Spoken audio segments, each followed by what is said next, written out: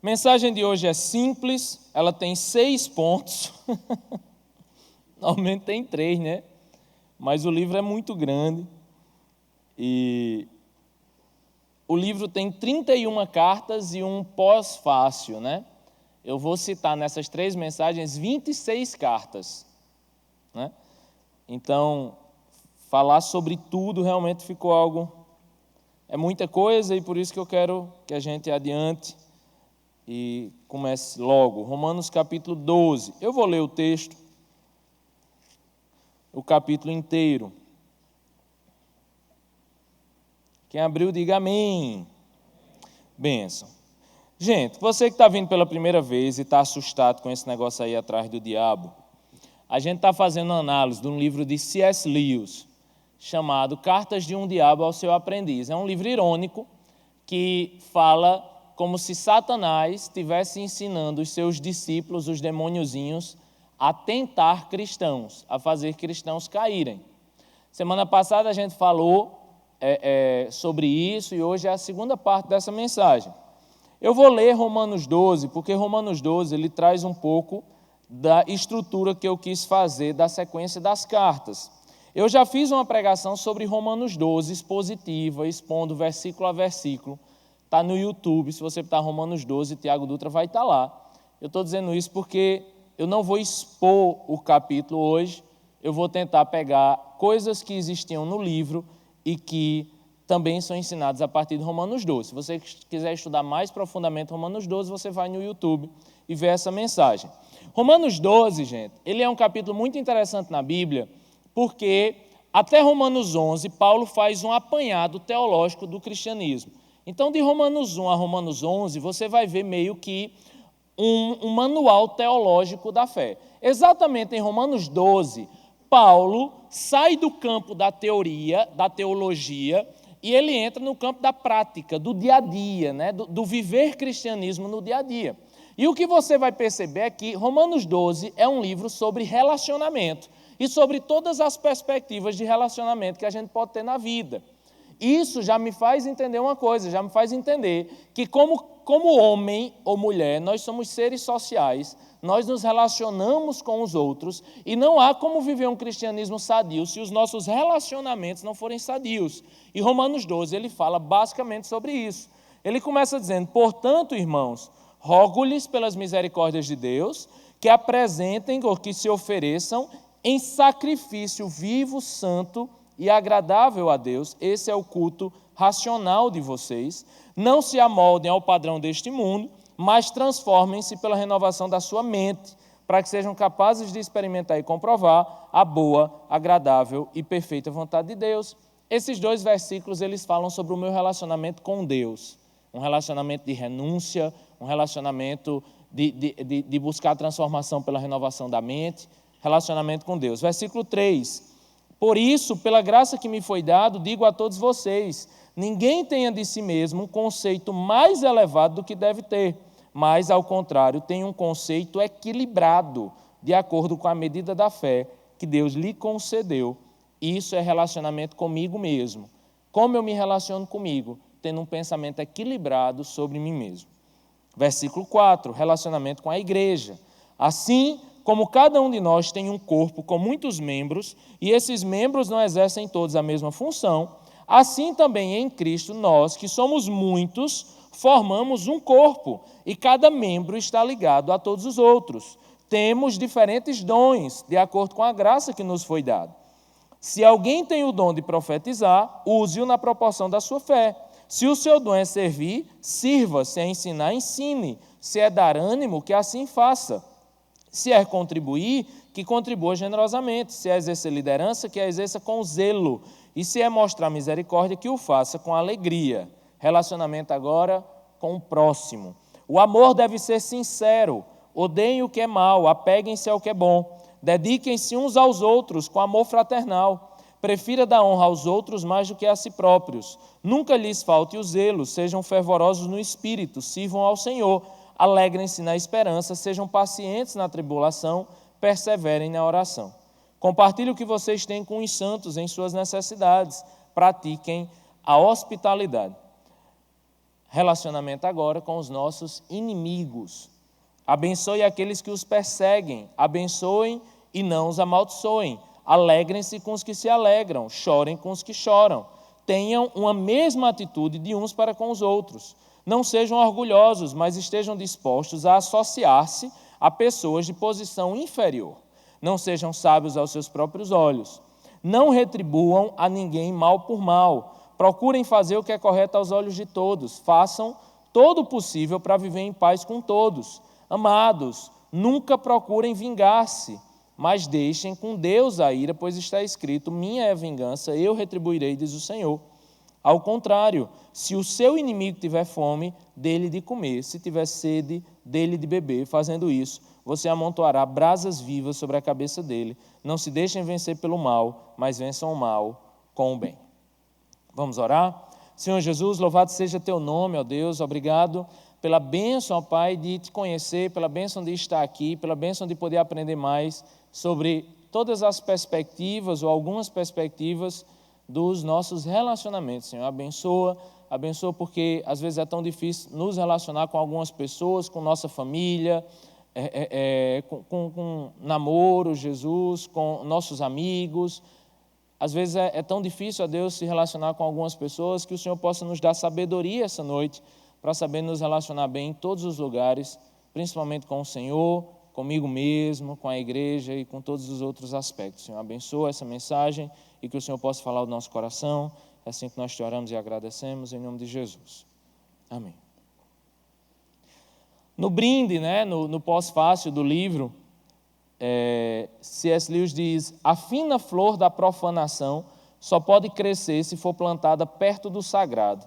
Em nenhum lugar a nossa tentação é tão bem sucedida quanto nos próprios pés do altar. Esse texto é muito forte, ele é quase o que encerra o livro, e ele vai dizer uma coisa muito profunda, e uma coisa que é muito comum na carta, e por isso que tem tantos pontos a mensagem hoje, é porque o que mais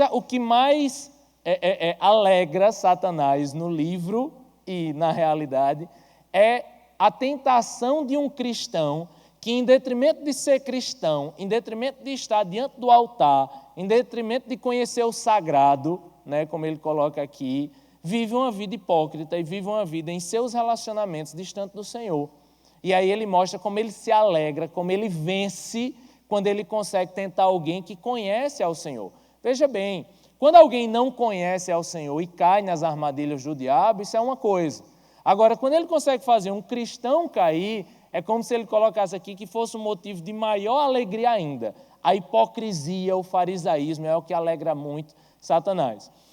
O que eu mostrei para vocês a partir de Romanos 12 é que não tem como a gente viver um cristianismo saudável se a gente não tiver nossos relacionamentos saudáveis. E o primeiro relacionamento que eu queria falar aqui é o nosso relacionamento com Deus. A gente viu no texto que a Bíblia diz: olha, entregue os vossos corpos como um sacrifício vivo, santo e agradável a Deus, porque esse é o vosso culto racional e tudo mais. Só que aí ele fala algumas deturpações do nosso relacionamento com Deus. Ele diz assim na carta 7: a força da vida, entre aspas, a veneração do sexo e outros aspectos da psicanálise podem ser bastante úteis nesse sentido. Se pudermos produzir nossa obra perfeita, qual é a obra perfeita de Satanás? O mago materialista. O homem que não apenas utiliza, mas que na verdade venera aquilo que ele dá o nome vago de força. Eu adoro essa força. Não de Star Wars, Star Wars é bênção. Mas, ao mesmo tempo em que nega a existência de espíritos, então saberemos que a batalha chegará ao fim. Não tem nada melhor para Satanás do que o espirituoso materialista. É muito comum hoje você encontrar pessoas espirituais. Pessoas espirituais. Eu fiz inscrição em Ciências das Religiões essa semana, e é muito interessante você lidar com esse pessoal de Ciências das Religiões. É um pessoal muito espirituoso, apesar de ser espirituoso das formas mais estranhas que você pode perceber, Saulo, ele fez mestrado lá, e ele disse que começou a aula no dia 8/8/2008. E quando deu 8 horas, às 8 horas e 8 minutos, diz que todo mundo parou e fez uma veneração ao sol. Né? Então, a mulher parou a aula e fez para o sol. O sol, 8 da noite é estranho, venerar o sol de 8 da noite. Mas vamos fazer aqui um momento, porque hoje é 8/8/2008, às 8 horas e 8 minutos. Então, existe uma força espiritual nesse lugar. Então, vamos fazer um momento de venerar, sei lá o que diabo era que ele estava venerando.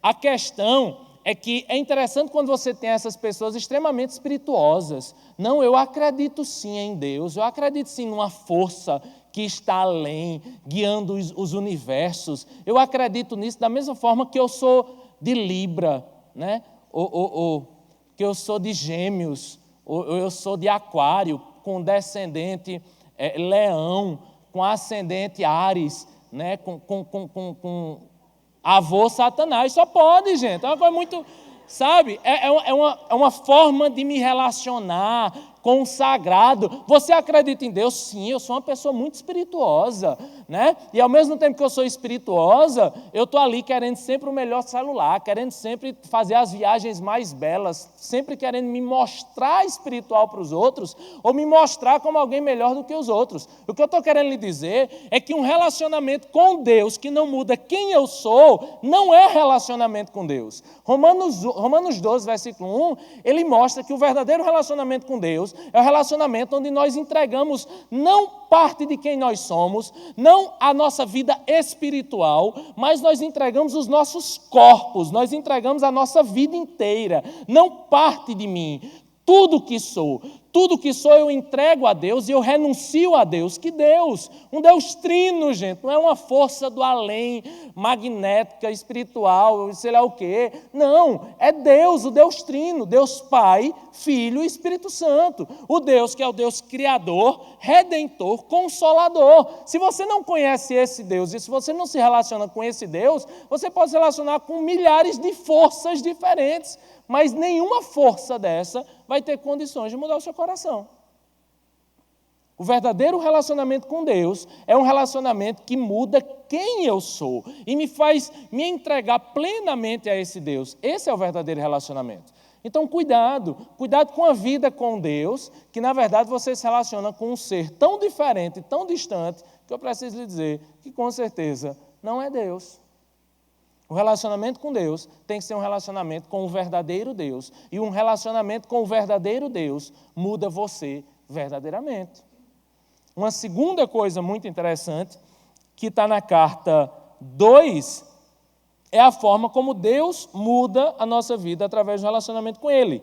Satanás, fitafuso, né, no livro, diz assim: ao desejar sua liberdade, Deus não aceita conduzi-los por meio de suas afeições e atos, até algumas das metas que Ele mesmo estabeleceu para eles. Ele deixa que eles tentem sozinhos por seus próprios méritos. E é aí que está a nossa chance. Mas lembre-se de que aí também jaz o perigo. Se conseguirem atravessar essa aridez inicial com sucesso, eles se tornarão bem menos dependentes das emoções e, assim, bem mais difíceis de se tentar. Uma coisa interessante é que Deus, ele não controla a minha santidade. Tá?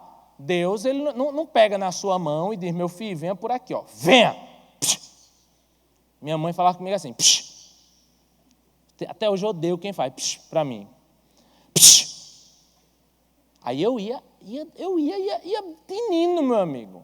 Tinindo. Quando a mãe fazia, eu ia. Deus não nos leva desse jeito. Deus não se relaciona com a gente desse jeito.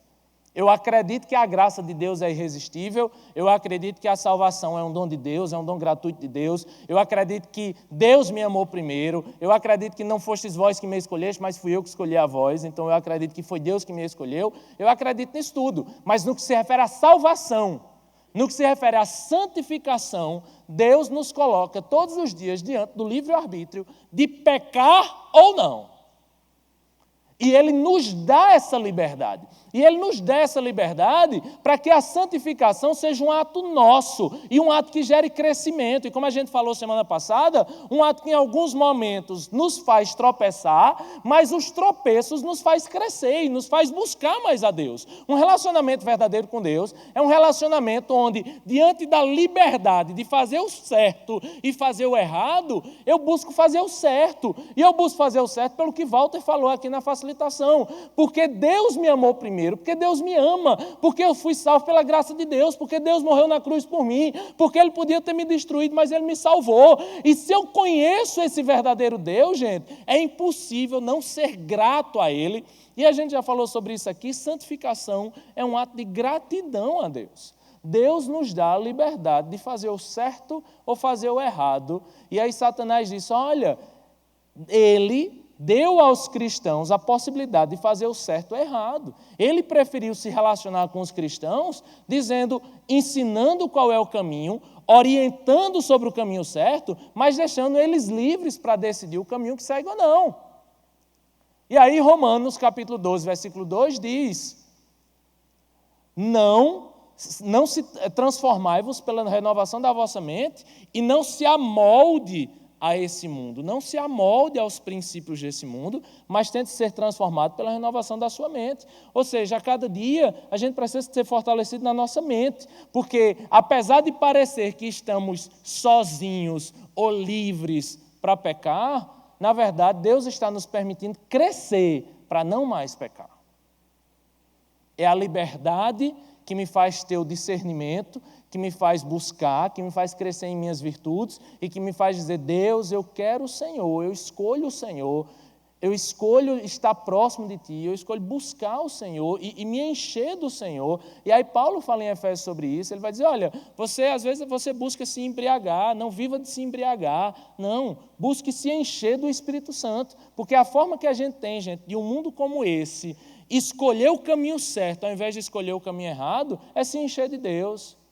É dizer, Deus, eu não quero me amoldar aos princípios desse mundo, eu quero mudar a minha mente, eu quero ser transformado pela renovação da nossa mente. É só assim que num relacionamento com Deus, a gente consegue, gente, fugir das tentações de Satanás e se relacionar com o verdadeiro Deus que muda verdadeiramente o meu coração. A segunda forma de relacionamento, que a gente viu também em Romanos 12, é o relacionamento conosco. Relacionamento conosco. E aí Fitafuso diz assim, na carta 14, todas as virtudes, preste atenção, todas as virtudes são menos terríveis para nós se o homem estiver ciente delas. Todas as virtudes são menos terríveis para nós, para Satanás, quando os homens estão cientes dela. Mas isso é particularmente verdadeiro no caso da humildade. Tente pegá-lo naquele momento em que ele estiver bem pobre de espírito, assim, naquele momento que ele vai estar bem quebrantado. Sorrateiramente, enfie na cabeça dela essa agradável reflexão. Meu Deus, como eu sou humilde. Você verá que quase imediatamente o orgulho pela humildade, aparecerá. Se ele perceber o perigo e tentar sufocar essa nova forma de orgulho, faça-o ficar orgulhoso pela sua tentativa. E assim por diante, em quantos níveis desejar. Ô cão tinhoso. A ideia é o seguinte, você está aqui, né? Aí você deu o dízimo. Tirou aqueles 10% da bolsa de estágio. Está se sentindo Jesus cruzinho na terra, né? Porque dar dízimo de estágio é a maior prova de maturidade espiritual. Você vai lá, dá o dízimo. Volta assim, olhando para todo mundo. Rapaz, eu dei o dízimo. Tá. O pastor Sérgio todinho. Aí Satanás diz assim, olha, faz com que ele se orgulhe das virtudes. Porque assim,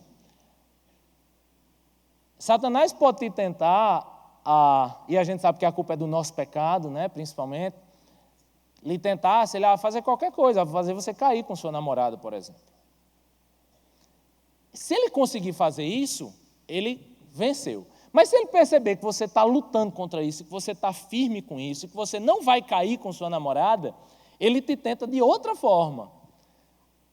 A forma que fez o próprio Satanás cair. Qual foi o pecado de Satanás, gente? Orgulho.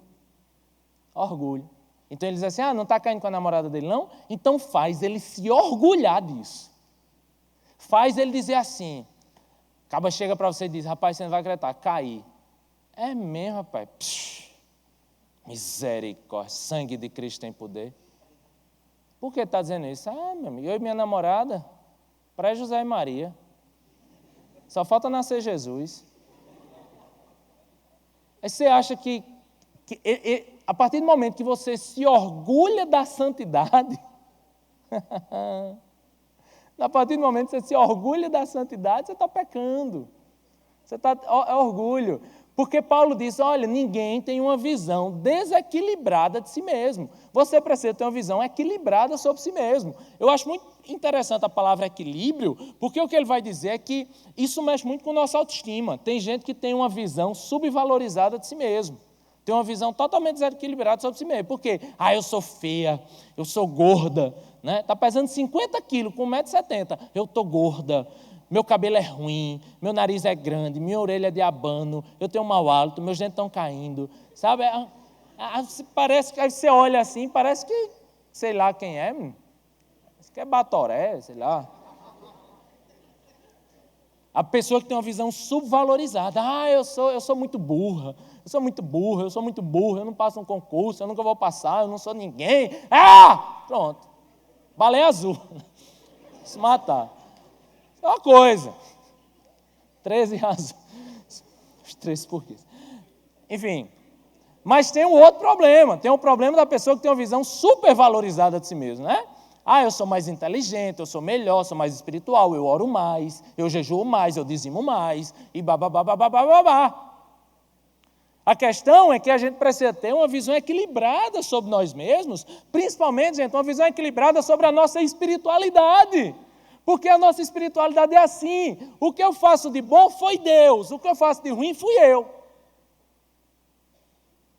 É a melhor forma de você pensar na sua espiritualidade. O que você faz de bom foi Deus. Rapaz, dizimei. Deus, obrigado. Porque se não fosse o Senhor, eu não ia dizimar nunca. Principalmente da forma idólatra como a gente lida com dinheiro. Nunca que eu iria dizimar. Se dependesse de você, nunca que você ia estar orando, nunca que você ia estar aqui, sábado à noite, pelo amor de Deus. Coisas boas que fazemos, gente, foi Deus. Foi Deus e pronto. Foi Deus e pronto. Né? Normalmente eu acabo de pregar, e a gente discute isso entre os pastores. Uma vez eu fui tirar uma foto com o Rousseau Shedd, aí, doutor Shedd, eu fui tirar uma foto com ele, doutor Shedd, tira a foto aqui, não sei o quê. Aí ele, Jesus, tu és santo, Jesus, tu és bom. Eu olhei para o velho, Jesus, obrigado, Senhor, foi o Senhor, é pelo Senhor. Meu amigo, eu quase pedi desculpa porque eu pedi para tirar uma foto com ele. Que aquilo era ele lutando, sabe, para não ter orgulho, sabe, para não se ensoberbecer por alguma coisa e tal. Sabe, quando eu termino de pregar, o povo fala, Tiago, foi massa, foi Jesus na terra, não sei o que. Foi Deus. Não, mas foi bênção demais. Foi Deus. Não, mas foi Deus. Foi Deus, se dependesse de mim, eu ia estar aqui? Não ia. Foi Deus. O que é bom na sua vida é culpa de quem? De Deus. E o que é ruim, a culpa é de quem? Tua! Assiste a pregação da semana passada? A culpa é do diabo. Terceiro ponto, relacionamento com a igreja. Com a igreja, essa é ótima. Satanás diz para o demôniozinho, vermelho, é com pesar que recebo a notícia de que seu paciente converteu-se ao cristianismo. Não alimente vãs esperanças de escapar a pena que o espera. Na verdade, confio em que, em seus melhores momentos, você nem sequer deseja tal coisa. Isso é Satanás ameaçando o diabo. Enquanto isso, temos de tentar aproveitar a situação ao máximo. Não há motivo de desespero. Centenas de adultos convertidos foram recuperados depois de uma breve temporada ao lado do inimigo e agora estão conosco. Todos os hábitos do paciente, tanto mentais quanto corporais, ainda estão a nosso favor. Hoje em dia, um de nossos aliados principais é a própria igreja. Carta 2. A questão, gente, é que, para Paulo, como a gente leu em Romanos 12, igreja é diversidade na unidade. Igreja são pessoas extremamente diferentes, buscando viver na unidade do Espírito Santo. Então, vamos repetir com isso. Igreja... Não, vamos repetir com a boca, gente. Igreja é unidade na diversidade. Olhe para o lado. Isso se chama diversidade animal. Está vendo? Tem loiro, tem branco, tem feio, tem eu. Entendeu? Isso se chama diversidade. O que é a coisa mais difícil na igreja, gente? É ter unidade em meio a tamanha diversidade. E é por isso que muitas vezes a própria igreja nos faz cair. A própria igreja não, melhor dizendo, é por isso que Satanás nos faz cair utilizando coisas ou armadilhas dentro da própria igreja. Veja um caso. Até o momento, Vermebil falando, Fitafuso falando, até o momento sempre escrevi tendemente que as pessoas do banco ao lado, olha para quem está do seu lado, né? Beleza. Até o momento sempre escrevi tendemente que as pessoas do banco ao lado na igreja não oferecem nenhuma base racional para a decepção. Mas é claro que, se oferecerem, se o paciente souber que a mulher com chapéu ridículo ao lado é viciada em jogar bridge, eu não sei o que é isso não. Carta? Tá. Vamos botar um negócio. Candy Crush. Se você souber que essa mulher com esse vestido ridículo do seu lado é viciada em Candy Crush, ou que o homem com botas barulhentas do seu outro lado é um suvina, sua tarefa ficará bem mais fácil, Satanazinho.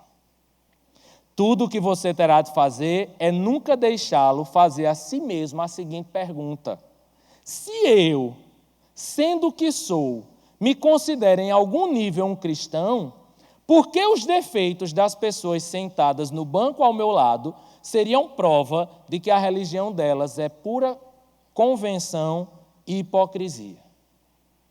Talvez você fique se perguntando, demôniozinho Vermebil, se é possível até mesmo a mente humana não conseguir pensar em algo tão óbvio. Mas é, Vermebil, é assim. Carta 2. A questão é que, se tem uma coisa hipócrita que a gente faz na igreja, é olhar a pessoa que está do nosso lado e aí dizer: eu conheço tua história, bichinha. Eu te via lá, vai, salvadão, vai, safadão. Tu está aí com essa mão levantada orando agora, vai, meu Senhor. Eu sei da tua laia, bichota. Né? Aí assim, chega na igreja, ó quem vem para o culto. E isso, gente, não passa na nossa cabeça, sabe? Em nenhum momento de dizer: meu Deus, se tem uma desgraça que está nesse culto, sou eu. Se tem um milagre nesse culto aqui, sou eu. Isso é tão óbvio, gente. Como é que a gente desconfia da ação de Deus na vida das outras pessoas, se você nem está no coração das outras pessoas? Isso é a coisa mais hipócrita que a gente pode fazer dentro da igreja, é ficar julgando as pessoas pelos pecados que elas cometeram, ou pelo passado delas. Dê conta da sua vida, meu irmão. Dê conta da sua vida com Deus. A gente precisa dar conta, a gente precisa atentar para a nossa vida com Deus, e não para a dos outros. Para a dos outros, você está vendo seu irmão em pecado, vai lá, exorta, repreende em amor, tenta trazer ele de volta. É isso que a gente precisa fazer. E não apontar o dedo na cara dele e dizer: como é que você está no culto e estava ontem bebendo cerveja? Que bom que está no culto hoje. Estava ontem lá se acabando, não sei onde. Que bom que veio hoje para o culto. Que bom que está aqui, que bom que quer uma conexão. Vou falar sobre conexão, vamos lá? Eita, vou adiantar não. Outra coisa boa de igreja, carta 16. Certamente você sabe que se pode curar um homem do seu hábito de ir à igreja. A melhor coisa a fazer em seguida é fazê-lo percorrer toda a vizinhança em busca da igreja que combina com ele. Essa é boa. Até que ele se transforme num degustador de igrejas. Estou falando de você. Sabe o self-service church? Sabe? Fast food.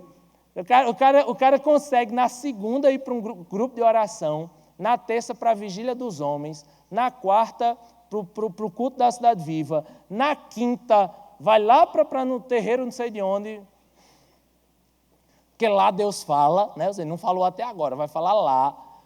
Aí, sabe, na sexta ele vai para a conexão, no sábado ele vai para o culto jovem que tem um pregador que ele gosta, sabe? Aí no domingo ele vai para a igreja dele. Quando vai para a igreja, né? E quando tem igreja. O grande problema, gente, é essa coisa, a gente vive hoje uma mobilidade de pessoas em igrejas muito grande. As pessoas que chegam na igreja, se decepcionam, vão para outra igreja, se decepcionam, vão para outra igreja. Pelo amor de Deus, pelo amor de Deus. Você chegou aqui, você já deve ter visto milhares de erros, você já deve ter visto milhares de problemas, você deve ter suas empatias e suas antipatias com inúmeros pregadores. Mas nada disso, gente, nada disso faz com que você possa mudar, ou isso pode afetar a sua vida espiritual de alguma forma alguma. A gente precisa aprender a viver essa unidade em meio à diversidade. Em qualquer igreja vai ter coisas que você acha interessante. Em outras igrejas vai ter coisas que você não acha. E você precisa amar aquilo. Igreja, gente, não é estar na igreja que é perfeita para mim. Igreja é buscar aquela igreja que o Senhor tem para mim, que eu vou lá tentar mudar e tentar abençoar e tentar cuidar daquilo até onde eu puder. E quando eu não puder e a coisa não mudar, convive com isso. Convive com isso. Tu vive numa família que tu tem um monte de coisa que teu pai faz e tu não gosta. Nem por isso tu mudou de pai. Pai, eu quero um divórcio. Estou saindo, estou pedindo membresia na família do meu amigo. Né? Eu tenho uma assembleia aqui, me destituir dessa família e pronto.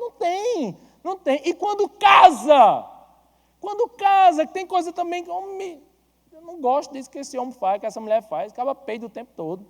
Tem. Aí vai mudar? Não vai, porque a alegria da vida, você vai, estuda para um concurso, passa num concurso, vai trabalhar no gabinete, tem um monte de gente sem futuro, você vai fazer o quê? Pedir divórcio do gabinete? Não vai, porque a vida é assim, na vida, maturidade é saber lidar com as diferenças, é saber perceber que nem sempre eu vou gostar de tudo. A gente vive essa loucura, comida, quer moído nessa igreja? Vamos comer onde? Mas vou falar disso já. Isso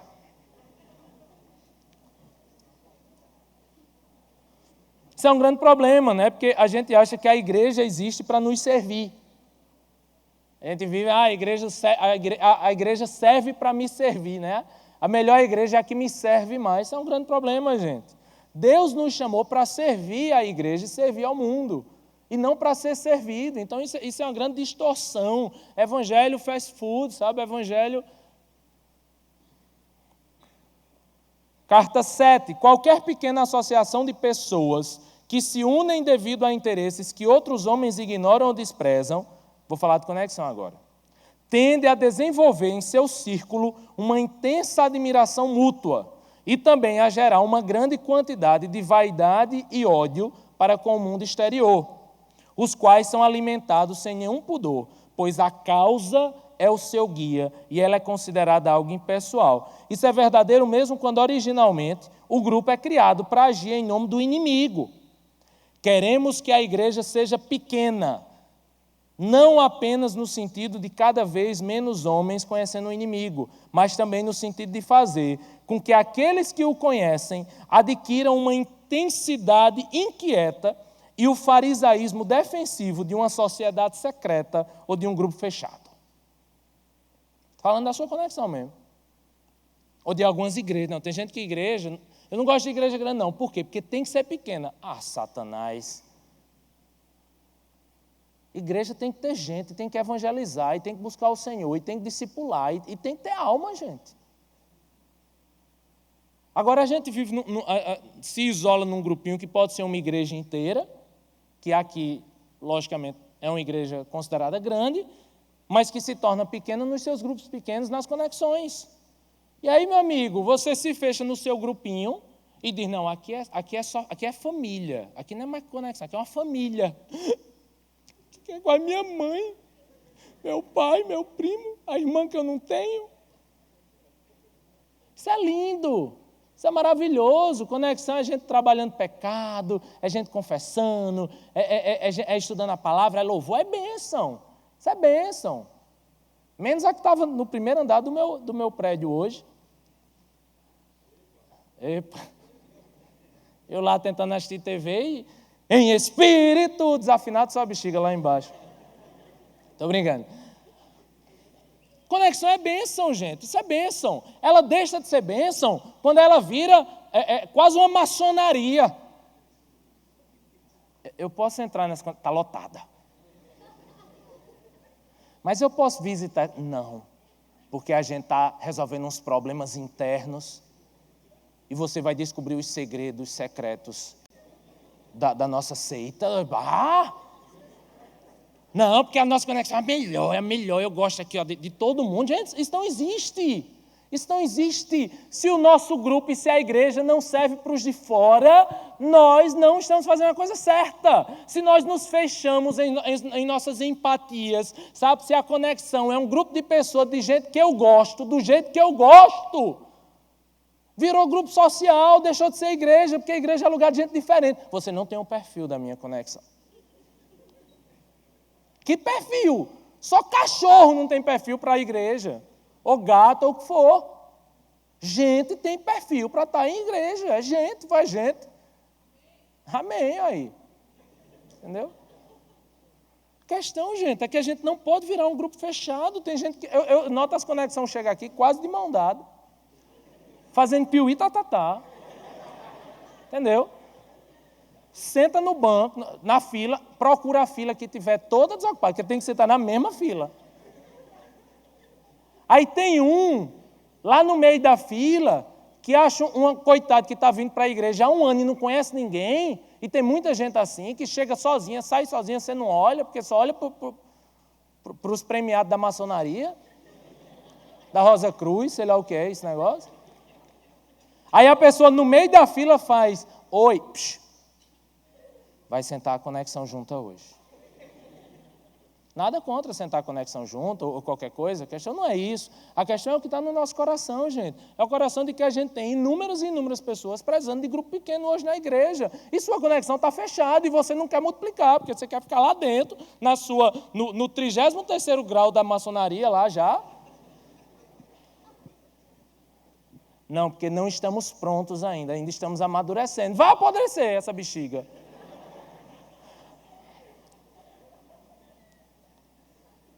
Isso gera um grande problema. Isso muda o nosso relacionamento com o mundo, com as pessoas que não são cristãs também. Enquanto o inimigo, através do amor sexual e de algumas pessoas bastante agradáveis, bem mais avançadas em seus serviços a eles, faz com que o primitivo jovem suba a níveis que jamais poderia alcançar de outro modo, você deve fazê-lo sentir que está encontrando o seu próprio nível espiritual. Olha só. Que essas pessoas da sua conexão são do seu tipo e que, ao estar entre elas, ele está em casa. Quando ele se despedir deles e se defrontar com outras pessoas, ele as achará tolas. E esse povo velho do mundo da minha faculdade, bando imbecil. Minha conexão não é assim. Na minha igreja, nós somos todos santos. Em parte porque quase todos os grupos sociais ao seu alcance são, na verdade, bem menos divertidos. Mas ainda mais porque sentirá falta do encantamento proporcionado pela moça. Acaba que está na igreja só por causa da menina. Você deve ensiná-lo a confundir esse contraste entre o círculo de pessoas que o agradam e o círculo que o entedia, com o contraste entre os cristãos e os incrédulos. Ele deve sentir, e entre parênteses, é melhor que ele não consiga dizer isso em palavras. Fecha parênteses. Ele deve sentir o quanto nós cristãos somos diferentes. E o quanto nós cristãos, para ele, na verdade, mas inconscientemente, deve significar o meu grupo. E quando ele disser o meu grupo, isso não deverá significar as pessoas que me acolheram devido à sua caridade e humildade, e sim as pessoas com quem, por direito, eu me associo. Carta 24. O grande problema, gente, é quando a gente se isola tanto no nosso grupinho, tanto na nossa igreja, tanto nas pessoas que pensam igual a mim, as pessoas que servem ao mesmo Deus, e a gente esquece de uma coisa. Jesus disse, não os tire do mundo, mas os livre do mal. O nosso relacionamento com o mundo, a gente precisa se relacionar com pecadores. A gente precisa se relacionar com as pessoas da minha faculdade. Você precisa ir para o churrasco deles. Se não tiver todo mundo nu, pode ir.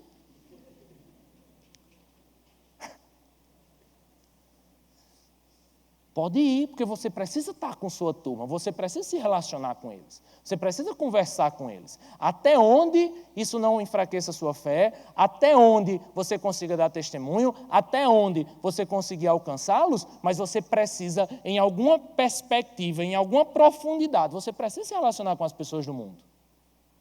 Porque se não for assim, como é que você vai ganhá-los para Jesus? Porque se for assim, você vai se fechar no 33º grau da sua seita, e isso vai se tornar uma coisa secreta, e ninguém vai nem saber o que é que tu crê, o que é que tu pensa, por que tu faz o que tu faz. Na verdade, vão achar que tu é besta. Vão achar que tu é chato só. E esse cabo não é chato. Quando a gente se fecha em nossos grupos, gente, a gente não se fecha somente até para a nossa própria igreja. A gente se fecha para o mundo, e a gente se fecha para as pessoas que precisam de Jesus. E esse, de forma alguma, é a nossa meta. Eu queria quase encerrar falando de um dos pontos que talvez seja o mais importante, é o relacionamento familiar. Romanos 12 não fala necessariamente sobre isso, ele fala sobre relacionamento ao próximo, mas com certeza ele tem princípios para falar sobre família. Então vamos ver, basicamente, o que é falado na carta 3. Ele diz assim: fiquei muito contente, Fitafuso, com o que você me disse sobre o relacionamento desse homem, desse cristão, com a mãe. Relacionamento com a mãe. Mas você deve persistir. O inimigo trabalha de dentro para fora, transformando gradualmente as ações do paciente para que corresponda ao novo padrão. E talvez até mesmo a conduta dele para com a velha senhora mude a qualquer momento. Seria bom você intervir primeiro. Mantenha sempre contato com o nosso colega Gomalósio, que é o demônio que cuida da mãe, entendeu? Que é o responsável pela mãe. E fortaleçam os dois naquela casa o bom e estável hábito da irritação mútua, das alfinetadas diárias. Fala, Jesus. Os métodos que descreverei a seguir são de grande valia. Presta atenção nos métodos que Satanás, que seu pecado, destrói a sua casa. Vamos lá. Método 1. Faça-os prestar atenção apenas na sua vida interior. Ele pensa que sua conversão é algo que se deu dentro dele e que sua atenção está, portanto, voltada neste momento para os estados do seu próprio espírito. Faça o possível para piorar essa útil característica humana, o horror e a negligência em relação às coisas óbvias. Óbvias. Preste atenção e ouça isso com muita maturidade. Quando eu me converti, e minha família não era cristã e tal, enfim, eu lembro que eu vivi uma paixão muito grande, aquele momento inicial, aquele primeiro amor e tal, e foi bênção, é bênção. Só que isso me fez tomar algumas atitudes que hoje eu não tomaria de novo. Eu lembro que eu saía de casa na sexta à noite, voltava no domingo à noite. Até na casa do povo da igreja eu dormia, e eu lembro que eu limpava a igreja, passava o pano, saía para evangelizar. Tudo isso é bênção, tudo isso é bênção, bênção, bênção, bênção. A única coisa que não era bênção era que eu estudava a semana inteira trancado dentro de um quarto, para no final de semana sair de dentro do quarto, mas não estar em casa. Eu lembro que no Natal, a igreja que eu fazia parte tinha um costume de fazer culto de Natal e culto de Ano Novo. E eu lembro quantos e quantos anos, depois de convertido, minha família toda se reunia para fazer o Natal deles, o Réveillon deles, e eu ia para a igreja cuidar da minha vida espiritual, da minha vida interior e tal. E quando minha mãe falava qualquer coisa, dizia, meu filho, você vai para a igreja de novo? Aí eu fazia, Satanás, está repreendido, gomalósio, que quer me tirar da casa do Senhor. O que a gente precisa ter muito cuidado é que nossa conversão e nossa vida espiritual, ela não se resume às coisas espirituais. O seu relacionamento com sua mãe e o seu relacionamento com seu pai e com seus irmãos dizem muito sobre o seu relacionamento com Deus. E se existe algo que você precisa nutrir e cuidar, é também da sua relação com sua família. Então, a grande ilusão de Satanás é fazer com que as pessoas se preocupem apenas com sua vida espiritual e esqueça de perspectivas da nossa vida, como a nossa vida familiar. Segunda estratégia, certamente é impossível impedir que ele reze, ore pela mãe. Mas temos meios de fazer com que as preces dele não tenham efeito. Certifique-se de que sejam bem espirituais. Quem ora pela mãe aí com raiva da mãe, né? Faça com que essa oração seja bem espiritual e que ele se preocupe com o estado da alma da mãe e nunca com o seu reumatismo. Disso advém duas vantagens. Em primeiro lugar, ele prestará mais atenção naquele que ele julga serem os pecados da mãe. E se você guiá-lo um pouco, poderá induzi-lo a considerar qualquer um dos atos da mãe que ele julgue inconveniente ou irritantes como pecado. Aí ele vai orar pela mãe e faz assim, Senhor Jesus, converte essa mulher. Converte, Jesus. Como é possível essa mulher acordar às 6 da manhã e ficar batendo panela? Como é, Jesus, como é que pode? Pessoa ser tão abusada desse jeito, Jesus. Eu queria assistir novela o dia todo, Senhor. Abençoa, converte-se, converte essa mulher. Essa oração, gente, para que ela me deixe em paz. Abençoa essa véia chata para que ela me deixe em paz, para que ela me dê dinheiro, para que ela deixe eu ir para a igreja. Que oração é essa, gente? A mulher está doente, a mulher está com o coração triste, sabe? Está com o que for. Aí a gente ora por aquilo que nos irrita, porque a gente deduz que aquilo que me irrita é necessariamente pecado. E aí a gente ora por ele ou por ela, pelo pai, pela mãe, mas na verdade a gente ora por aquilo que a gente acha que é ruim. E a gente não ora por aquilo que é ruim na vida dele, mas é ruim na minha vida. E aí nisso eu não estou me preocupando com minha mãe, eu estou me preocupando comigo. Uma segunda coisa, em segundo lugar, já que as ideias dele sobre a alma da mãe serão muito rudimentares e em sua maioria errôneas, ele em algum grau irá orar por uma pessoa imaginária e sua tarefa será fazer essa pergunta imaginária dia após dia, cada vez menos parecida com a mãe verdadeira, a senhora de língua ferina que irrita o filho à mesa do café da manhã. Uma vez eu tive uma experiência dessa, há alguns anos, eu era jovem, como me senti velho agora, mas eu era quase adolescente, novo convertido, e eu lembro que eu era muito amigo de um cara da igreja, e ele tinha um relacionamento muito difícil com a mãe, e ele me dizia coisas terríveis sobre a mãe dele. E eu nunca conhecia a mãe dele, né? Pelo menos por bem 2 anos eu não conhecia a mãe dele, mas o que ele me falava da mãe dele era uma coisa incrível, assim. A gente orava toda vez que se encontrava pela mãe dele. Era uma coisa, minha mãe é incrível, minha mãe não me respeita, minha mãe fala demais e não sei o que, não sei o quê. Eu lembro que uma vez, depois de anos, eu fui na casa dele e me encontrei com a senhora, a mãe dele, né? Mas assim, não percebi nunca que era a mãe dele, só na hora que eu saí da casa dele, e eu disse, cara, diz aquela senhora lá, manda um abraço para ela, gostei demais dela. E ele disse, você gostou da minha mãe? Eu fiz, é sua mãe? E eu percebi, gente, que a convivência fez com que ele criasse na mente dele um monstro que, se depois eu tivesse passado mais tempo com ele, ou depois a gente não conseguiu mais ter muito contato, mas se eu tivesse tido mais relacionamento com ele, com certeza eu iria tentar dizer, olha, você criou uma imagem de pessoa na sua mente que não é sua mãe.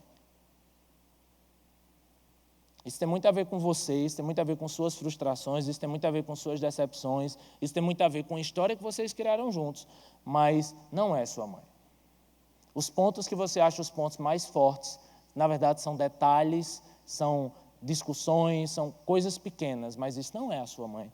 E aí você vai orar por essa megera, bruaca, que não sei o que, você está orando por qualquer pessoa, você só não está orando pela sua mãe.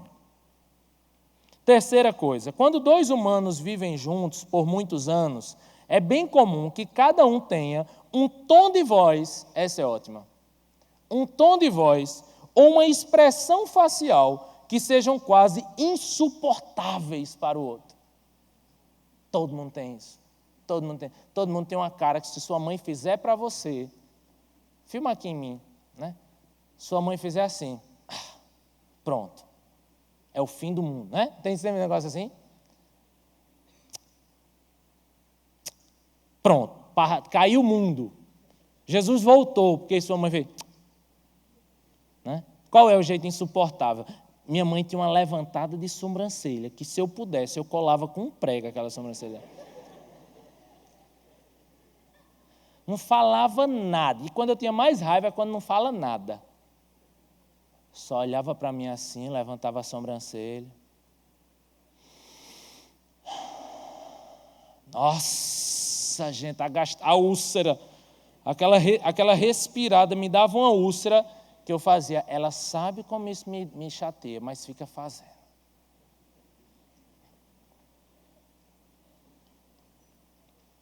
Aproveite-se disso. Faça-o prestar muita atenção naquela sobrancelha erguida da mãe. Maneirismo que ele aprendeu a detestar já no berço.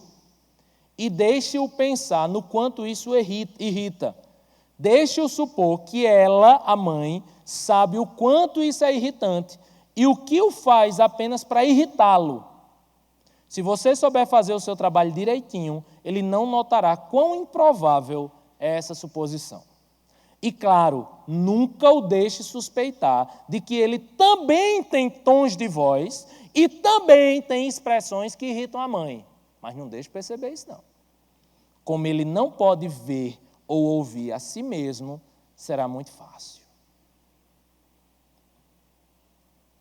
O seu paciente deverá exigir que todas as suas frases sejam tomadas pelo seu valor literal, julgadas palavra por palavra, ao mesmo tempo em que ele julga e interpreta as frases da mãe com uma sensibilidade exagerada em relação ao tom, contexto e intenção.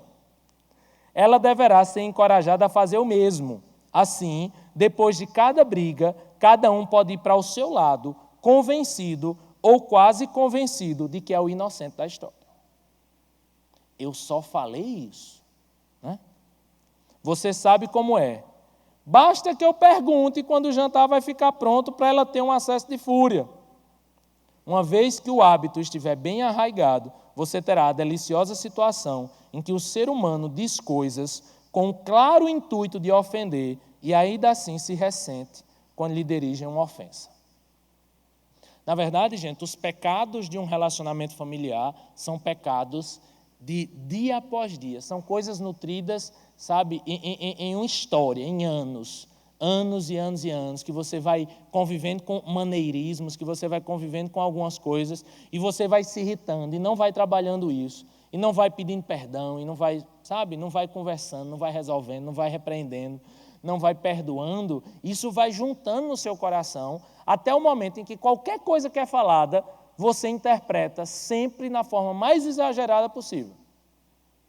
Então, sua mãe chega para você e faz: meu filho, você não vai estudar ainda não? Aí você diz: pronto, já acha que eu sou um vagabundo? Já acha que eu não quero nada da vida? Você não me entende? Assisti Netflix a noite toda, não posso dormir um pouquinho? Meu filho, só perguntei se você vai estudar. Não estou perguntando se você vai se formar. Provavelmente não, mas...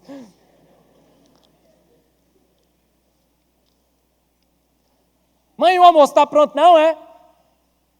Aí não, aí sua mãe fica com raiva, você vai dizer: tá, só perguntei se o almoço estava pronto. Ou seja, eu quero ser interpretado na literalidade das minhas palavras, mas eu interpreto sempre de forma emocionalmente exagerada. E é esse o problema de achar que essa coisa que sua mãe faz que lhe irrita, ela necessariamente sabe que lhe irrita e ela está fazendo porque lhe irrita. E às vezes ela está fazendo algo que ela faz com qualquer pessoa. E é o jeito dela, não só com você, mas com qualquer pessoa. E é o jeito dela, ou dele. E é isso que você vai ter que aprender a conviver. Quem tem grupo de WhatsApp com os pais, né? Meu pai entrou no WhatsApp agora e eu tenho acesso a todas as correntes de WhatsApp. E nesses dias eu parei por um momento e fiz um texto pelo WhatsApp para o meu pai, dizendo: pai, isso aí é mentira. A Rússia não proibiu todas as religiões. Isso não vai ser obrigado para o mundo inteiro, né? Enfim, todas as correntes eu tive acesso. E aí eu fiz um texto para meu pai, explicando que aquilo não era assim, que ele não precisava compartilhar para todo mundo 5 coisas todos os dias e tal. Até que eu apaguei o texto. Eu apaguei. Que ele gosta. Entendeu? É chato, mas ele gosta. Minha mãe insiste em comentar em todas as fotos que alguém posta minha. Eu não posto, né?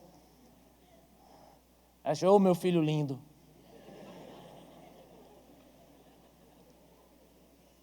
Dia desses ela postou, meu bebê.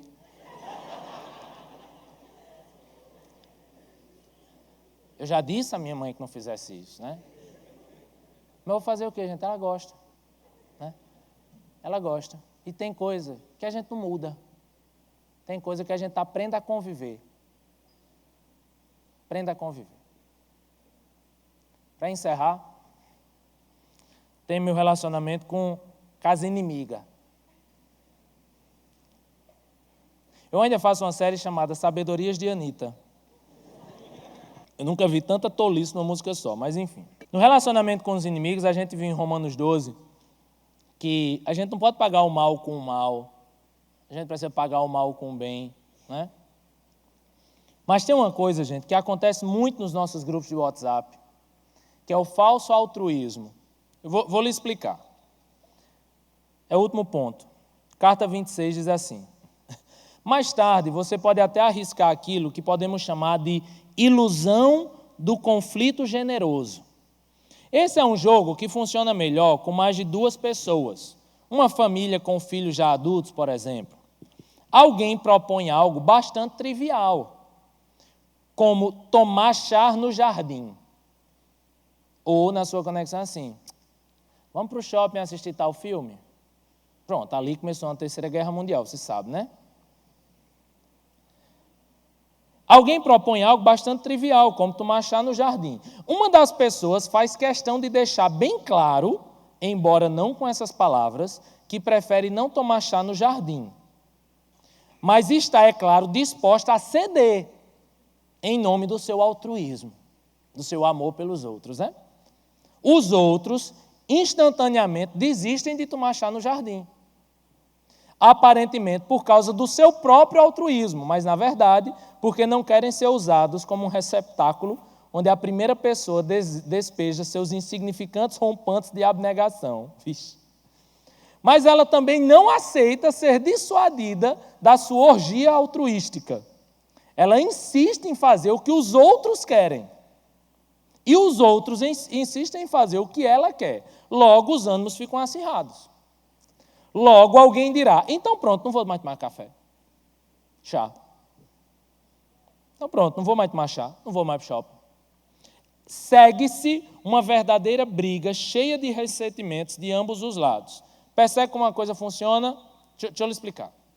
É assim, alguém bota no WhatsApp assim: vamos assistir filme no Manaíra Shopping, sexta-feira, e eu queria assistir o quê? O que é que está passando no cinema?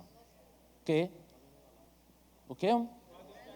Guardiões da Galáxia. Guardiões da Galáxia. Quem gosta do Guardiões da Galáxia, levanta a mão. Quem não gosta, levanta a mão. Olha aí. Aí vai dizer. Aí um vai dizer assim: tem que ser esse filme? Aí o outro diz: eu gosto. Aí ele faz: tá bom. Eu vou. e bota uma carinha triste. Aí o outro diz assim, tem que ser sexta? Sexta eu não posso. Aí o outro diz, vamos na quinta? Ele diz, mas na quinta eu não posso. O outro que propôs a sexta. Aí diz, então podem ir sem mim, carinha triste. Aí todo mundo diz, vamos fazer agora uma votação, se é na quinta, faz um Google formulário, joga, cada um agora diz o dia que prefere ir e o filme. Todas as opções têm uma opção marcada. Só uma pessoa coube em cada uma. E, na verdade, o que acontece nesse momento, que, na verdade, nada se fecha desse jeito, é porque aquela pessoa que queria ir, mas não vai, mas faz questão de dizer que não vai porque, sabe? Às vezes não tem problema. Às vezes ela diz, tá bom, podem ir sem mim. Isso não tem problema, você não está em pecado por causa disso. Agora, sempre vai ter alguém que já vai estar com problema no coração com você e aí vai dizer, lá vem fulano estragar a saída. Aí o cara que pensa, lá vem fulano estragar a saída, diz, não, mulher, vamos. Aí o outro diz, não, linda. Mulher se chamando de linda, tem problema. Né? Tem problema. Homem se chama de tudo que é desgraça, tá tudo amigo. Mulher que se elogia demais. Não, linda, a gente vai no dia que você puder. Fofa. Gata. Querida. Tem nada não, a gente vai outro dia. Não, fofa, agora vá, pode ir sem mim. Não, fofa, linda, deixa pra lá. Mulher, tu sempre estraga o negócio. Nojento, eu sabia que você não gostava de mim. Na verdade, gente, o grande problema aqui é O grande problema, entenda, não são esses problemas de se achar onde vai comer, definir se vai comer açaí, se vai comer chinês, vai comer japonês e tal. O problema não é esse. O problema é quando a gente luta. Olha só o problema. Vamos ler aqui no final, eu não terminei. Percebe como a coisa funciona? Se cada lado estivesse lutando abertamente por aquilo que realmente deseja, todos teriam permanecido dentro das fronteiras da razão e da gentileza. Mas precisamente porque a discórdia foi invertida e cada lado está lutando no lugar do outro, toda a amargura que flui do sentimento de superioridade moral frustrado, da teimosia e dos rancores acumulados ao longo dos anos, acaba ficando oculto de todos por essa abnegação nominal ou oficial, ou no mínimo, usar a abnegação como desculpa. A melhor coisa, sabe o quê? Vamos na sexta, vamos, não posso. Tá bom, minha amiga, infelizmente a gente vai, você não vai poder ir, é assim mesmo, a vida é assim, a vida segue. Mas a gente fica, coitadinha, a bichinha não vai. Botou, ou então a gente botou só porque quer que a gente mude a data. Ô bicha rancorosa. Quem está falando? Na verdade, se a gente fosse mais sincero, a palavra aqui é sinceridade.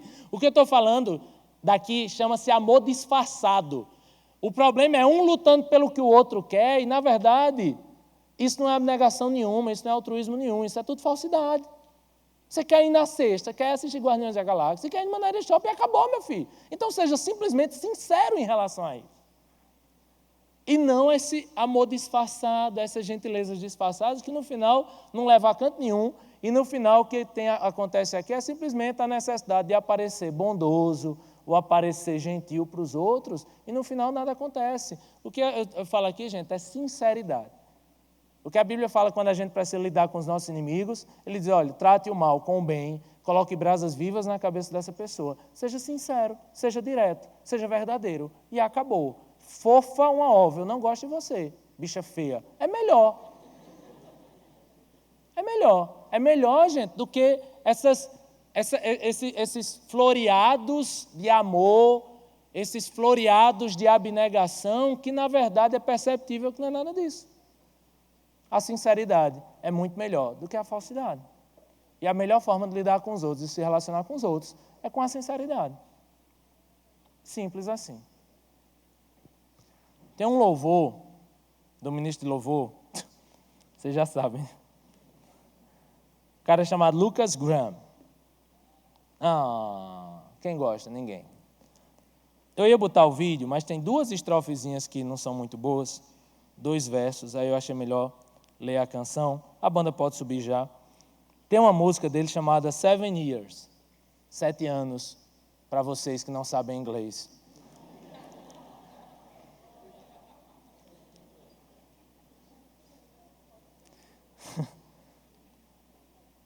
É uma música muito interessante, sabe? Na verdade, eu gosto muito das músicas desse cara. Ele fala muito sobre família, fala muito sobre um irmão dele, a mãe dele, o pai que faleceu. Acho bem interessante as músicas dele, falando sério agora. Mas tem essa música que é a que mais estourou, e eu gosto muito. Ele diz assim na letra: uma vez, quando eu tivesse 7 anos, quando eu tinha 7 anos, minha mãe me disse: vá fazer alguns amigos, ou você vai ficar sozinho. Uma vez, quando eu tinha 7 anos de idade.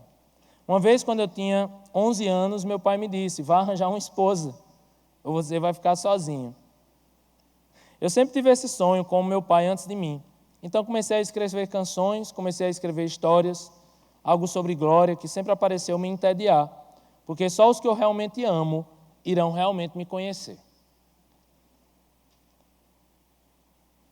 Eu tenho meus amigos comigo, ao menos aqueles a favor, e se nós não nos conhecermos antes de eu partir, espero vê-lo mais tarde.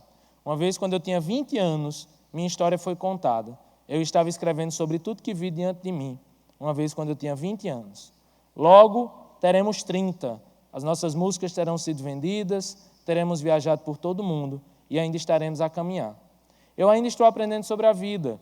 Minha mulher trouxe crianças para mim, então eu posso cantar todas as minhas músicas para eles e eu posso contar-lhes histórias. A maioria dos meus amigos estão comigo. Alguns ainda estão a procurar a glória e alguns eu tive que deixar para trás. Meu irmão, eu ainda sinto muito. Em breve terei 60 anos de idade. Meu pai fez 61. Lembre-se da vida e então sua vida se torna melhor. Deixei o homem tão feliz quando lhe escrevi uma carta certa vez. Espero que meus filhos venham fazer uma visita ou 2 por mês. Em breve eu terei 60 anos. Será que eu acharei o mundo frio? Ou eu terei muitas crianças para me aquecer? Às vezes eu olho para a Bela e penso nisso, né? Eu fico pensando ela crescendo e tal. E a bênção de poder envelhecer. Eu tenho 2 irmãs e eu era o caçula. Sou ainda, né? Lógico. Deixei de ser o caçula. Tenho 2 irmãs mais velhas, então eu aprendi o que é bullying. Eu aprendi o que é sofrer em casa, né? Então, quem é irmão, principalmente mais novo, quem é caçula aqui, caçula, né? Eu me compadeço com vocês. Quem é irmão mais velho, eu odeio vocês, né? O do meio, coitado, você não é ninguém, né? Então, interessante isso. Eu brigava muito com minhas irmãs, brigava muito. Eu também sabia descontar. Minhas irmãs namoravam e antigamente se ligava para casa, né? Todo mundo tinha um telefone fixo e tal. Então, no meu tempo, você ligava para casa da pessoa. Então, minha irmã só podia namorar passando por mim, porque eu vivia no telefone. Eu vivia na sala assistindo TV perto do telefone. Atendia todas as ligações, torcendo para ser o namorado da minha irmã. Ele sempre dizia: cadê sua irmã? Eu dizia: está fazendo cocô. Eu não dizia com essa palavra bonita, eu dizia de outra forma. E aí eu era obrigado 1 semana a lavar a louça, mas beleza. Uma vez minha irmã meteu o garfo na cara da minha outra irmã. Uma vez eu botei fogo na casa, com fogos de artifício, joguei no lixo. E joguei as cobrinhas cegas todas no lixo, o lixo pegou fogo. Na verdade, irmão tem muita história para contar, né? Uma vez minha irmã quebrou o vidro da sala, a gente estava jogando bola, no dia das crianças ganhou uma bola, ela chutou, quebrou o vidro da sala. Meu pai e minha mãe passaram 6 meses passando do lado desse vidro e no vidro estava quebrado. Por 6 meses, minha irmã lavou todas as minhas roupas, lavou a louça por 6 meses, até que ela se revoltou e ela mesma contou para minha mãe, porque ela não aguentou o nível de escravidão que eu fiz.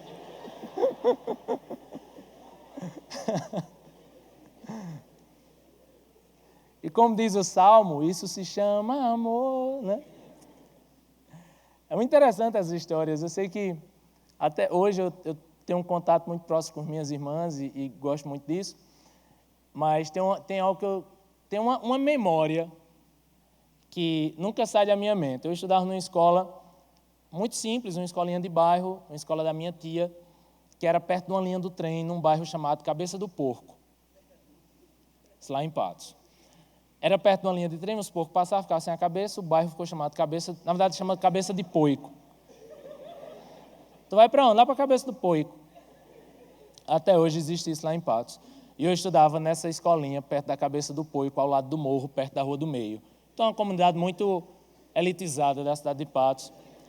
Eu ia lá e eu lembro que eu voltava sempre para casa com minha irmã. A gente sempre gostava de voltar pela linha do trem. E a gente ia andando pela linha do trem, ela de um lado, eu do outro. E o desafio era conseguir andar quase 1 quilômetro que a gente andava para chegar em casa. E o desafio era sempre andar pela linha do trem. E aí, às vezes, quando a gente não conseguia, a gente se dava as mãos e a gente andava meia hora, né, de mãos dadas. Mesmo assim, a gente brigava muito. Não, a gente brigava muito. Isso não era nada de amor, não. Isso era só para conseguir ir sem cair. Mas eu lembro que no outro ano minha irmã deixou de estudar nessa escola e eu comecei a ir sozinho pela linha do trem. E meio que ia bater naquele arrependimento pelas brigas que eu tinha com ela. Na verdade, esse arrependimento durava muito pouco. O que eu quero dizer tudo isso, todas essas coisas, é porque a gente brigou muito, a gente discutiu muito. Eu com minha mãe, eu com meu pai, eu com minhas irmãs. A gente sempre discutiu muito, sempre brigou muito, sempre teve muitas essas coisas que família tem. Mas o mais interessante, quando você casa e sai de casa e, de certa forma, existe um certo distanciamento, é que você começa a perceber como você amava e como você ama essas pessoas e como elas são importantes para você, mesmo elas sendo do jeito que era, mesmo elas batendo na gente como me batiam.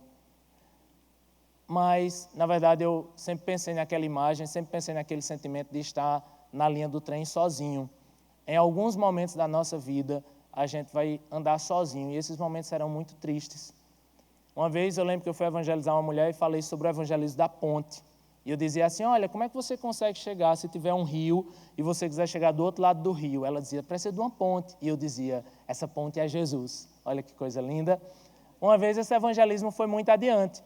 E eu comecei a falar de outras pontes, outros relacionamentos. As pontes que nos levam ao nosso relacionamento com os nossos pais, com nossa namorada, com nossa esposa, com nosso marido. E eu comecei a pensar nessa música e muita coisa veio na minha mente com essa canção. E uma das coisas que veio foi eu com 60 anos, e a música vai falando isso, né? Aos 7, aos 11, aos 30, aos 60 anos.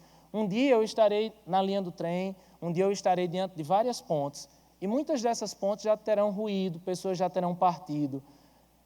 A gente precisa entender que a nossa vida é uma vida de relacionamentos, a nossa vida é uma vida de pontes. E essas pontes, elas precisam, gente, ser preservadas dia após dia, para que em algum momento, numa linha do trem da vida, em algum momento, quando o mundo estiver frio, você vai ter filhos para lhe aquecer. Que Deus nos abençoe e que a gente consiga restaurar esses relacionamentos e essas pontes na nossa vida. Amém.